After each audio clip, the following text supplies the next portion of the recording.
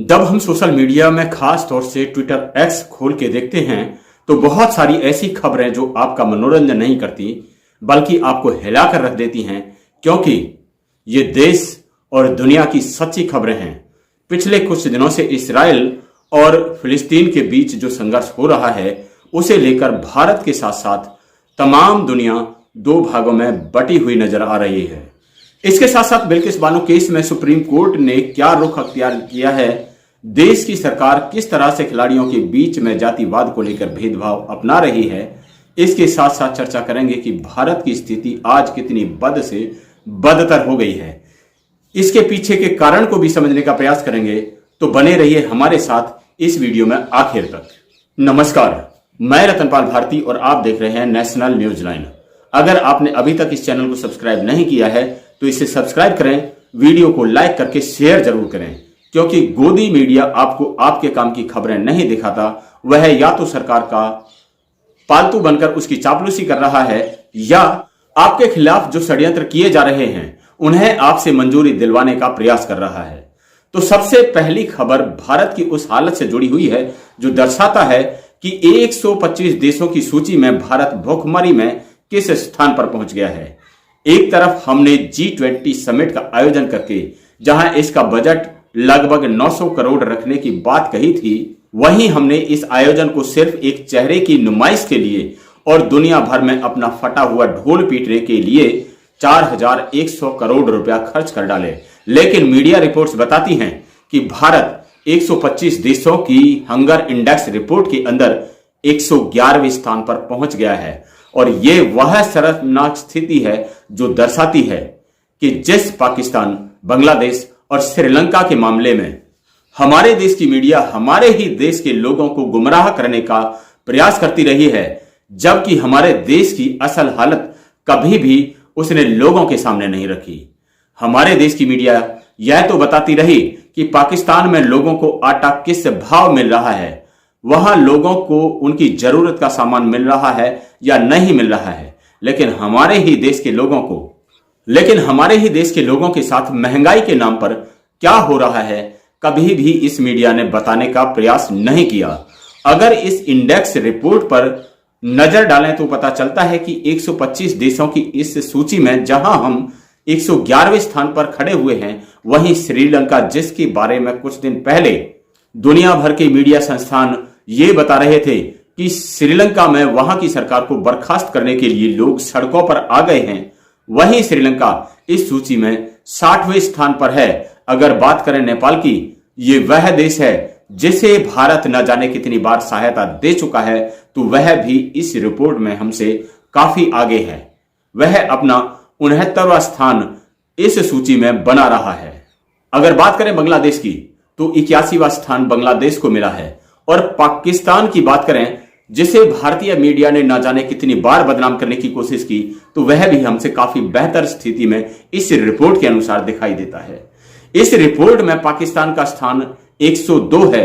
इस विषय में मिस्टर यादव लिखते हैं, भूखमरी सूचकांक में भारत 2014 में 120 देशों की सूची में जहां 55वें स्थान पर था, भूखमरी सूचकांक में भारत 2023 में 125 देशों की सूची में 111वें स्थान पर पहुंच गया है।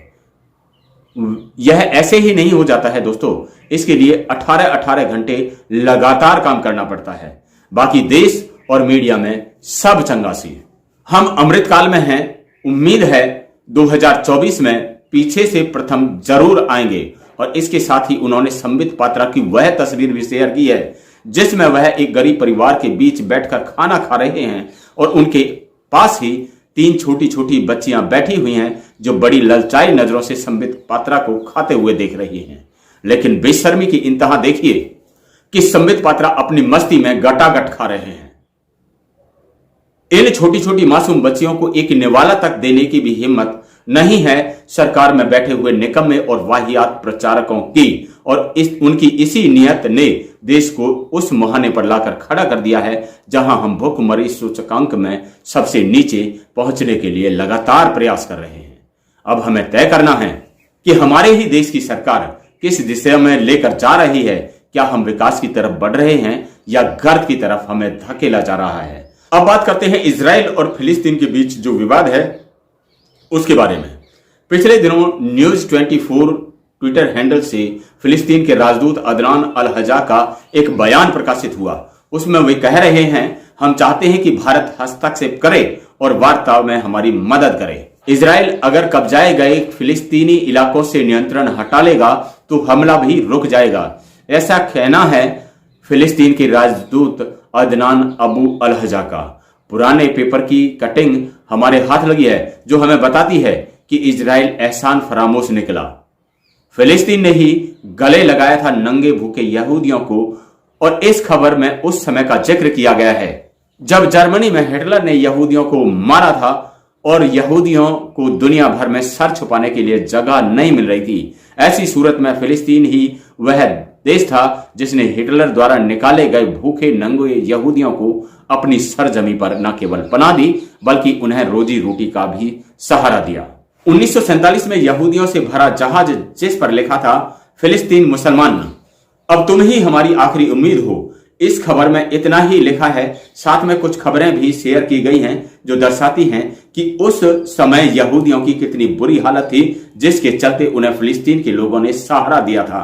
तो यह दोनों ही बयान इशारा करते हैं कि फिलिस्तीन के लोगों ने जर्मनी के यहूदियों को अपने यहां पनाह देकर उनकी जब मदद की तो उसके कुछ ही दिनों के बाद इन लोगों ने इजराइल नाम का एक अलग स्टेट बना डाला और आज वही इजराइल अपनी नाफरमानी के चलते फिलिस्तीन को मिटाने पर आमादा है। अखबार की कटिंग और फिलिस्तीन के राजदूत का बयान इशारा करता है कि जबरदस्ती इजरायली लोग उनकी सरजमी को कब्जा रहे हैं। जो लोग भारत की भूमि को चीन के हाथों कब्जा करने का विरोध नहीं कर रहे थे वही लोग आज उस इजराइल का समर्थन कर रहे हैं जिसने फिलिस्तीन की जमीन पर कब्जा कर रखा है और फिलिस्तीन का विरोध कर रहे हैं, जिसने जर्मनी के यहूदियों को न केवल शरण दी बल्कि उन्हें बसाने के लिए जगह भी दी। बाद में वही जगह इजराइल के नाम से प्रसिद्ध हुई। तो यह दर्शाता है कि भारत के कुछ लोग न सिर्फ इजराइल के समर्थन में हैं बल्कि वही लोग चीन के खिलाफ न बोलकर उसके साथ एक मूक सहमति दर्शा रहे हैं, जिससे चीन के हौसले भारत के खिलाफ बढ़े हुए हैं। क्या ये नहीं समझा जाना चाहिए कि ये लोग किसी भी तरह उन शक्तियों के खिलाफ आवाज नहीं उठाते जो दूसरों का शोषण करती हों। वहीं इस मामले में भारत सरकार का भी एक बयान ANI पर जारी हुआ है। इसमें सरकार का मिनिस्ट्री ऑफ एक्सटर्नल अफेयर्स कहता है, our policy in this regard has been long standing and consistent.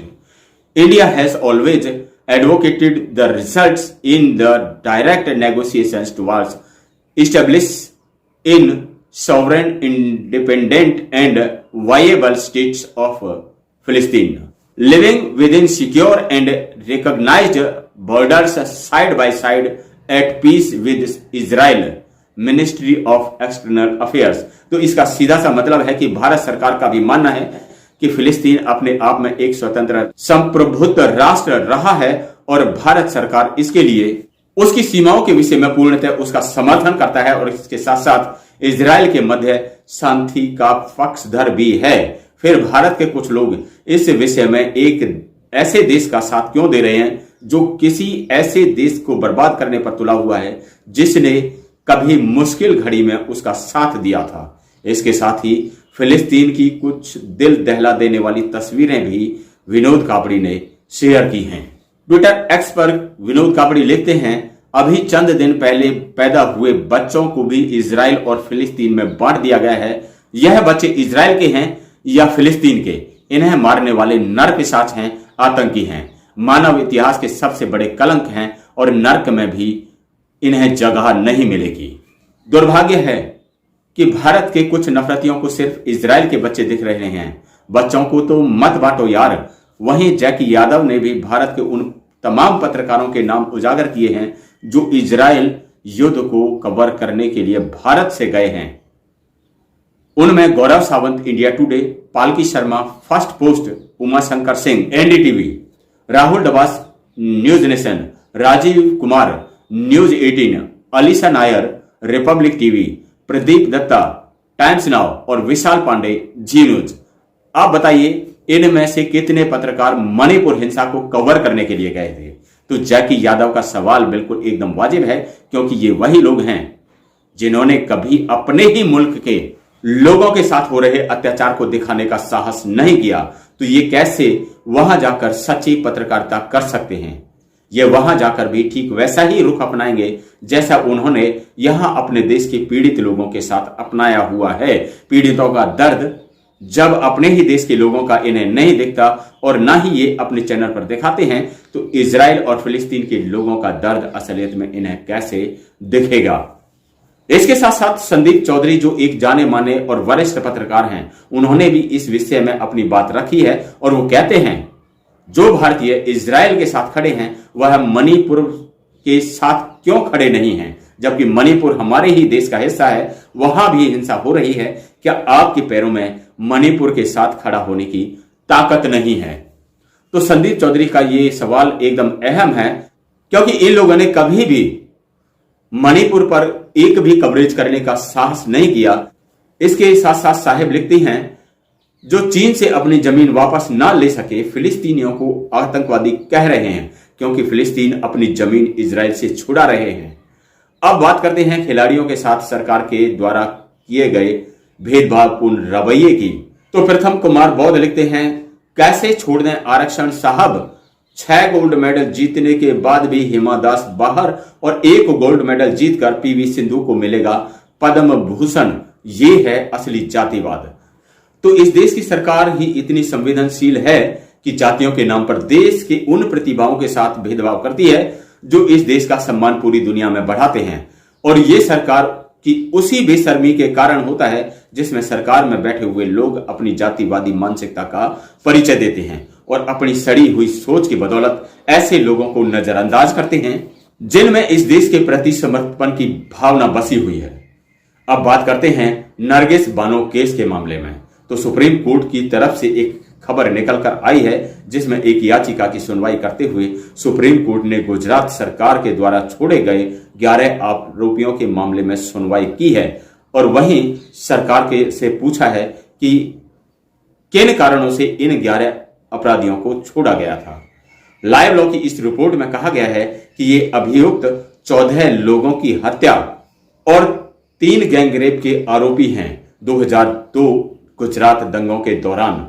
तो ये बिल्किस बानो केस की सुनवाई के मामले में सुप्रीम कोर्ट से नरगिस बानो के लिए एक राहत भरी खबर आई है। इसके साथ साथ ही ये खबर उन तमाम लोगों के लिए भी राहत भरी है जो चाहते हैं कि इस देश की महिलाएं सुरक्षित रहें और उनके साथ अत्याचार करने वाले लोगों को सजा मिले। तो ये थी आज की वो खबरें जो सोशल मीडिया पर वायरल हैं और ये सभी खबरें जिनका कहीं ना कहीं आपसे भी सरोकार है और इस देश से भी सरोकार है। इन खबरों पर क्या है आपकी राय, कमेंट बॉक्स में जरूर लिखें और इसके साथ साथ वीडियो को लाइक करते हुए चैनल को सब्सक्राइब जरूर करें। अगले वीडियो में आपसे फिर से मुलाकात होगी, तब तक के लिए नमस्कार।